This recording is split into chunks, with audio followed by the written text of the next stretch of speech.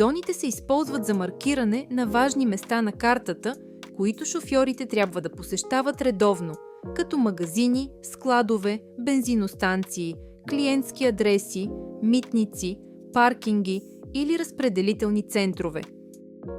Отидете в менюто «Зони». Тук можете да ги добавяте и редактирате. Кликнете върху «Добави зона». Добавете име и описание на зоната, след което регулирайте радиуса директно в полето или върху картата.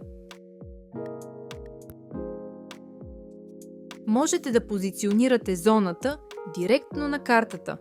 Просто кликнете върху нея и я преместете до желаното място. Ако ви е по-лесно, можете и да добавите GPS координатите, вместо да местите зоната. Копирайте ги от Google Maps.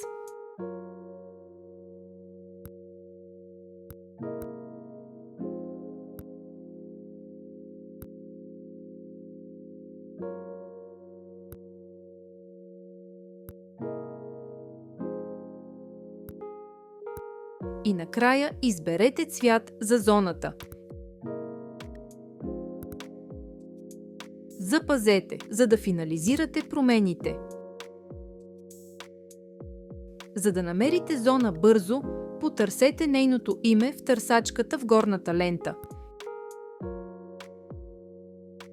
Кликнете и картата автоматично ще се насочи към нея. За да изтриете зона, кликнете върху иконата на кошчето и потвърдете действието. Създадените зони се виждат в таба «Управление» директно върху картата. В таба «Маршрути», когато шофьор посети дадена зона, тя се регистрира директно с нейното име вместо с адреса за по-лесно разпознаване. Зоните се появяват и в менюто «Нотификации», както и в камбанката в горната лента за бърз преглед. Получавате нотификация всеки път, когато шофьор влезе или излезе от дадена зона.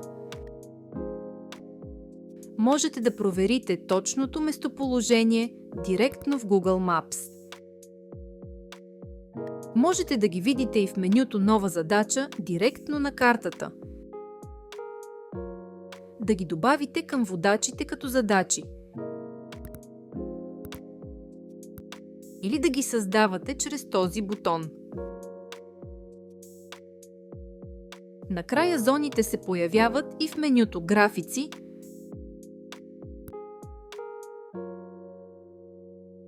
където можете да ги разпределите между водачите в техния график.